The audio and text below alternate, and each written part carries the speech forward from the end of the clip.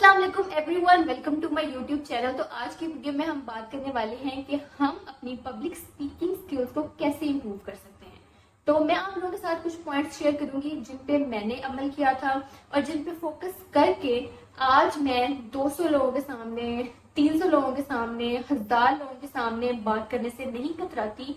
और ऐसा नहीं है कि मैं बहुत हाई फाई स्कूलों से पढ़ी हूँ, नहीं जनाब, प्राइवेट स्कूलों से पढ़ी हूँ, सरकारी स्कूलों से पढ़ी हूँ, टाटों पे बैठ के पढ़ी हूँ। तो ये ऐसे नहीं है कि हमने बचपन से सीखा है। मैंने अपने आप पे काम किया था, मैंने अपने आप पे कुछ ऐसी टिप्स हैं जो इम्प्लीमेंट की थी और उसकी वजह से आज मैं थोड़े से लोगों के सामने बोल लेती हूँ। तो आज मैं आप लोगों के साथ कुछ टिप्स को शेयर करती हूँ। मेरी पहली टिप ये है कि वो ऐसे लोग जो कि अपने आप को इस्टेब्लिश कर चुके हैं कि वो बेस्ट पब्लिक स्पीकर है, आप उन लोगों को स्टडी करना स्टार्ट करें। टेड टॉक सुनना स्टार्ट करें। किसी का टेड टॉक सुनने का नहीं दिल करता तो जैसे मैं, ठीक है, तो मैं अपनी पर्सनल एग्जांपल लेती हूँ कि मैंने जब कहीं पे मोटिवेशनल लेक्चर देना होता है तो मैं कासिम अली शाह को सुनती हूँ, डॉक्टर जावेद इकबाल को सुनती हूँ। उनके ऐसे पॉइंट्स जो मुझे बहुत इंप्रेसिव लगते हैं, ऐसे पॉइंट्स जिन पे मुझे लगता है कि ये वर्थ शेयरिंग है, या फिर ऐसी बॉडी लैंग्वेज जो मुझे लगता है कि मुझे ऐसे ऐसे बैठना चाहिए, ठीक है, ऑडियंस के अंदर, या फिर मुझे ऐसे बात करनी चाहिए, मुझे अपना हाथों का मूवमेंट ऐसे रखना चाहिए। तो मैं वो चीज अपने याददाश्त में फीड कर लेती हूँ, ठीक है। तो फिर जब वो मौका आता है तो फिर मैं उन्हीं चीजों को इम्प्लीमेंट करती हूँ। तो आप ना पब्लिक स्पीकर्स की बॉडी लैंग्वेज को स्टडी करना स्टार्ट करें। वो कहाँ पे पॉज लेते हैं, वो कहाँ पे जो है वो अपनी आवाज की फ्रीक्वेंसी को बढ़ा देते हैं, वो कहाँ पे ऊंची आवाज कर देते हैं, वो कहाँ पे तेज बोलते हैं। इन चीजों को स्टडी करना स्टार्ट करें। उसके बाद मेरा दूसरा पॉइंट है रिलैक्स योर बॉडी। जब आप लोगों ने इतने लोगों के सामने बात करनी होती है तो आपकी बॉडी रिलैक्स होनी चाहिए। मुझे पता है कि एक थोड़ी सी घबराहट होती है, हम नर्वस होते हैं जब हमने कई लोगों के सामने बात करनी होती है। तो मेरा सजेशन ये है कि 10 दफा गहरी सांस लें ऐसे और ठंडा पानी पी के जाएं, अपनी बॉडी को रिलैक्स करें। आगे जो बंदे बैठे हैं वो भी बंदे हैं और उन लोगों को भी कुछ नहीं आता जब वो सामने बैठे होते हैं ना। तो और जो बंदा बात कर रहा होता है तो उन्हें लगता है कि ये जो बंदा स्टेज पे खड़ा होकर बात कर रहा है इसी को सब आता है, और हम जो स्टेज पे खड़े होते हैं हमें लग रहा होता है कि हमें कुछ नहीं आता।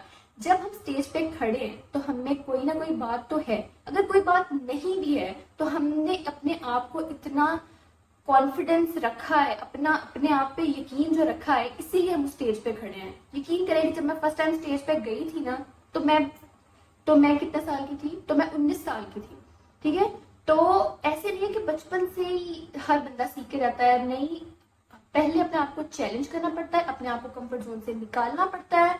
और जब आप अपने आप को कंफर्ट जोन से निकालते हो उसके बाद ही आपने ये सारी चीजें आती हैं, आप में अपने अंदर जो कॉन्फिडेंस है वो इवॉल्व होता हुआ दिखता है और फिर आप नहीं घबराते। मेरी थर्ड टिप है कि अपनी ऑडियंस का आपको पता होना चाहिए। जब आप कहीं पे जा रहे हैं तो आपको पता होना चाहिए कि इवेंट क्या है, वहां पे लोग किस तरह के आएंगे। अब ऐसा तो नहीं है ना कि हम किसी म्यूजिकल इवेंट में जाएं और वहां पे जाकर हम जो है वो मोटिवेशनल बातें स्टार्ट कर दें, या फिर हम किसी पढ़ाई वाले इवेंट पे जाएं और वहां पे आर्ट की बातें रख दें, तो वहाँ ऑडियंस से कनेक्ट नहीं कर पाएंगे। और ये बहुत जरूरी है कि हम ऑडियंस से कनेक्ट कर पाए, ठीक है। तो हमने अपनी ऑडियंस को स्टडी करना है, हमने इवेंट की रूट तक देखना है कि वो इवेंट किस बारे में था। थोड़ा सा स्टडी करके जाएंगे ना तो आपके अंदर खुद ही कॉन्फिडेंस आएगा। और इवेंट में जाने से पहले आप ना कुछ पॉइंट्स बना लें, रात को कुछ पॉइंट्स बना लें। जैसे मैंने आप लोगों को बोला कि आप मोटिवेशनल लेक्चर्स को सुने, ठीक है। आपने जो पॉइंट्स बनाए हैं आप उन पॉइंट्स को बेशक एक पेज पे लिख लें, कोई मसला नहीं है। जब आप ऑडियंस के सामने वो पेज लेकर भी जाएंगे ना तब भी उन्हें कोई मसला नहीं होगा। आपने बस कॉन्फिडेंस के साथ अपनी बात को डिलीवर करना है, ठीक है। आपने कौन सा पूरी स्पीच लिखी हुई है उस पेज के ऊपर, आपने कुछ इंपॉर्टेंट पॉइंट्स लिखे हुए हैं जो कि आप नहीं चाहते कि आप भूलें। तो घबराने की जरूरत नहीं है, ये हर बंदा करता है। और मुझे ये लगता है कि हर वो सक्सेसफुल इंसान जो कि अच्छा बोलना जानता है और जो अच्छा बोलना चाहता है वो कुछ पॉइंट्स हमेशा बना के लेके जाता है स्पीच के लिए, ताकि वो ऑडियंस को अपने साथ इंटरेक्ट कर सके।